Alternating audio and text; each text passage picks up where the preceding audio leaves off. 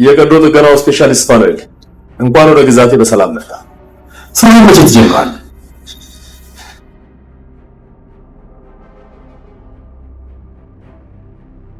ምን እያልኩ መሰለሽ? የውስጥሽን አውጥተሽ መናገር አትችይም እያልኩሽ ነው። ውስጥ ምን እንዳለ በምን አወቅ? መቼም አሁን ልቤ ውስጥ ላይ ኩናላ አትይኝም አይደል? እሺ ምን ነው አንተ ልብ ውስጥ ሰው ዘሮ ዝናሽ አለች? እሷም አሁን ከልቤ ከወጣሽ ቆየች። አሁን በልብ ያለው ሌላ ሰው ነው።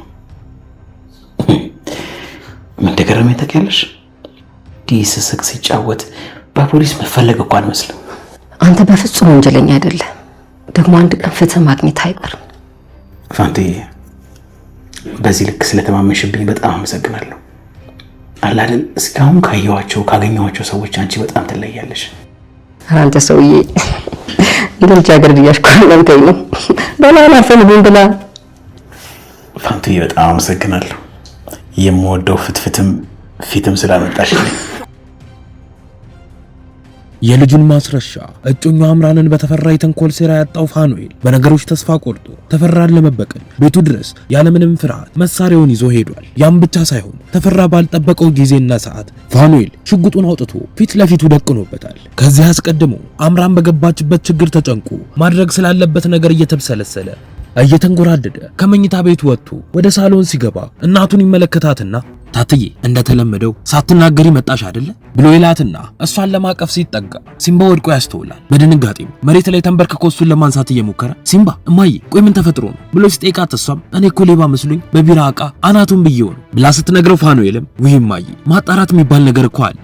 ባለፈው አምራን ላይ እንደዛ አደረግሽ አሁን ደግሞ ሲምባ ብሎ ሲላት እሷን በንዴት ሌባ መስሎኝ ነው አልኩህ አይደል እንዴ ፋኑኤል ቆይ ሌባ ካልሆነ እዚህ ሶፋ ስር ገብቶ ምን ያርመጠምጠዋል ብላ ስጠይቀው ፋኑኤልም ሲምባን ለመርዳት አንዳንድ ዕቃዎችን ከመኝታ ቤቱ ይዞ ይመጣል። በዛን ሰዓት ላይ ፋንቱ ወደ እነሌኩም ቤት ተመልሳ ከዝናሽ ጋር እየተጨዋወቱ ባሉበት ናሆም ይደርስና እንዴ እማዬ በመጨረሻም ወደዚህ ቤት ተመለሽ አይደል ብሎ ሲላት እሷን በደስታ የኔ ውድ ልጅ እባክህ በቃ ያለፈውን እርሳው ከዚህ በኋላ መቼም ቢሆን ጥዬህ አልሄድም ይቅርታ አድርግልኝ ብላ ስትለው እሱም የኔ እናት ከዚህ በኋላ ግን ጥዬክ ልሂድ ብትል በፍጹም አልፈቅድልሽም ከኔ እንድትለይ በጭራሽ አልፈልግም ብሎ ሲላት ዝናሽን በመሃል ትገባና ከዚህ በኋላ ፋንትሽ ወዴትም አትሄድም ማንም አይፈቅድላትም አሁን ግን ዋነኛዋ እናትህን ስታገኝ እኔን ጣል አረከኝ አይደል ሰላምም አትለኝም ብላ ስትለው እሱም ማሚ ያንቺን ውለታ እኮ በፍጹም አረሰው ያው ከሷ ጋር እኮ ስላልተገናኘን ናፍቆት ይዞኝ ነው ለኔ ደግሞ ሁለታችሁም እናቶቼ ናችሁ በጣም ነው የምወዳችሁ ብሎ ሲል ፋንቱም ትቀጥልና ልክ ነህ ነው ደግሞ ዋናው እናቱ እኮ አንቺ ነሽ ያንቺ ውለታ ተነግሮ ያልቅ መቼስ እንዴት አድርጌ እንደመመለሰው አላውቅም እሱ መድኃኒዓለም ውለታሽን ይመልስልኝ ብላ ስትላት ዝናሽም እንግዲህ ፋንቱዬ ወደ ኋላ እየተመለስን ውለታ ምናምን እያለን አንኖርም አይደለ ማንም እኮ ለማንም ውለታ የለውም ሁሉም እኮ የድርሻውን ነው የተወጣው ብላ ትላታለች። በዛን ሰዓት ላይ ፋኑኤል ለሲምባ የመጀመሪያ የሕክምና እርዳታ አድርጎለት ሶፋው ላይ አስተኝቶት ከእናቱ ጋር ማውራት ይጀምራል። እሷም ትቀጥልና ቆይ ግን አንተ ልጅ ብለህ በዚህ እድሜ ነፍሰ ገዳይ ልታደርገኝ ነው አይደለ ብላ ስትለው እሱም አይዞሽ እማዬ ተረጋጊ ደህና ነው ምንም አልሆነም ትንሽ ቆይቶ ይነቃል ብሎ እናቱን ለማጽናናት ይሞክራል። ነገር ግን እሷ ልትሰማው ፈጽሞ ፈቃደኛ አልነበረችም።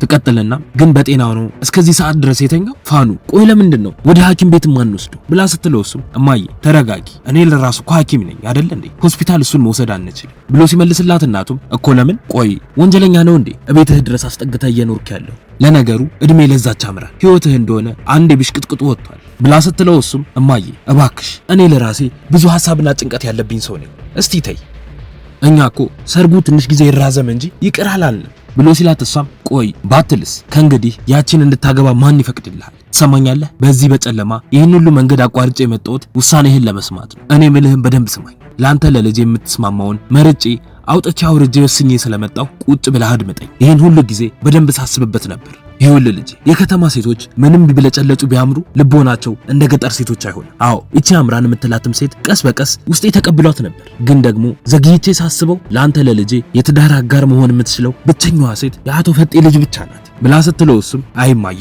ይሄ ደግሞ አምራንን ማስደንገጫ ሌላ ቅር መሆኑ ነው ብሎ ሲስቅባት እሷም ይኸውልህ ሰማኝ እንደሆነ ስማኝ ይሄ ሰርግ የተሰነካከለበት የራሱ የሆነ ምክንያት አለው አሁን መስማት የምፈልገው ያንተን ውሳኔ ብቻ ነው እኔ እናትህን ከመረጥክ የአቶ ፈጤን ልጅ አግብተህ ትኖራለህ አለበለዚያ ከዛች ከንቱ ጋር እድሜ ልክህን ስትንዘላዘል ትኖራለህ በል ንገረኝ አሁኑኑ ምርጫህን አሳውቀኝ እኔ እናትህን ወይም ደግሞ ያቺን ዘረቢስ ትመርጣለህ ውሳኔህን አሁን ነው መስማት የምፈልገው ብላ ስትለው እሱም ይኸውልሽ እማዬ አሁን ይህንን ነገር ማውራት የለብንም፣ ተረጋግተን በጠዋት ስለ ሁሉም ነገር እንማከራለን ይላትና አሳምኖ ወደ መኝታ ቤት አስገብቶ ያስተኛታል። ከትንሽ ቆይታ በኋላ አምራን በፍጥነት በሩን በርግዳ ወደ ውስጥ ትገባና ፋኑ ተነሳ፣ ከዚህ መሄድ አለብን፣ ተፈራ ወደዚህ እየመጣ ነው ብላ ስትለው እሱም በድንጋጤ አምራን እባክሽ ድምጽሽን ቀንሽ ብሎ ሲላት እሷም ሳትሰማው አንተ ስልክ ስላላነሳ ነው መሰለኝ በዛ በተረገመ ቪዲዮ አስፈራርቶኝ ተከትሎኝ ወደዚህ እየመጣ ነው ፋኑ እሺ በለኝና እንጥፋ ከዚህ ብላ ብትለውም እሱ ግን ሊሰማት ፈጽሞ ፈቃደኛ አልነበረም። እሷም ትቀጥልና ዛሬማ ለፖሊስ ሄጄ ነብሰ ገዳይ ነኝ ብዬ ራሴን አሳልፌ ሰጥቼ አንተንም ህገወጥ ስራ እንዳትሰራ አድርጋለሁ ብላ ያለችው ባለበት የፋኑኤል እናት ትሰማና በድንጋጤ ወደ አጠገባቸው ትመጣለች። ትቀጥልና አምራን ቆይ ምን ስትይ ነው የሰማሁሽ?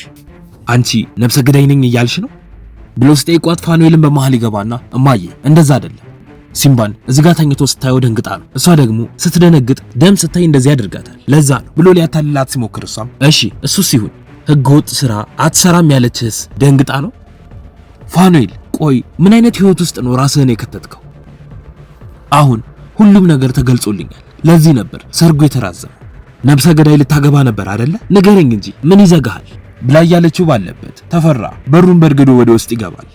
የፋኑኤል እናትም ትቀጥልና አንተ ደግሞ ማነህ ደፋር የሰው ቤት በዚህ ሰዓት በርግደህ የምትገባው ብላ ስትለው እሱም ፋኑኤል እናትን በዚህ ሁኔታ ስላየው በጣም አዝናለሁ ማማ ተፈራ እባላለሁ የልጆት የሥራ አጋር ብሎ ሲላቸው ፋኑኤልም እንደምንም እናቱን አሳምኖ ወደ መኝታ ክፍል ይዟት ይገባል። ተመልሶም ይመጣና ተፈራ አሁን ቤቴን ለቀህ እንድትወጣ ፈልጋለሁ ይኸውልህ ተስፋ ቁረጥ እኔ ያንን ህገወጥ ስራ በፍጹም አልሰራም ብሎ ሲለው ተፈራም ሁሉም ነገር ተዘጋጅቶ እየጠበቀህ ነው ያለው በፍጥነት ስራዎችን እንድትሰራ ፈልጋለሁ አንድ ቀዶ ጥገና ብቻ ነው የምታደርገው ብሎ ሲለው ፋኑኤልም ውጣልኝ አልኩህ እኮ ይህንን ስራ በፍጹም አብሬህ መስራት አልችልም ብሎ ሲለው ተፈራም በእጮኛ ህይወት ላይ ከፈረድክ ምንም ማድረግ አልችልም ደግሞም እናትህም እዚህ እንደሚኖሩ አላቅም ነበር ለማንኛውም እንድታስብበት ትንሽ ጊዜ እሰጥሃለሁ ይለውና ቤቱን ለቆ ይወጣል። ከዚህም በኋላ ነው አምራን ቀጥ ብላ ወደ ፖሊስ ጣቢያ ሄዳ እጇን ሰጥታ ስትታሰር ፋኑኤል በንዴት ከቤቱ መሳሪያውን ይዞ ወደ ተፈራ ቤት ሄደው ወደ ቤቱ መሄድም ብቻ ሳይሆን ሽጉጡን አውጥቶ ተፈራ ላይ ደቅኖበታል። በቀጣይ ምን የሚፈጠር ይመስላችኋል? ሐሳብ እንዲሁም አስተያየታችሁን ኮመንት ላይ ጻፉልን።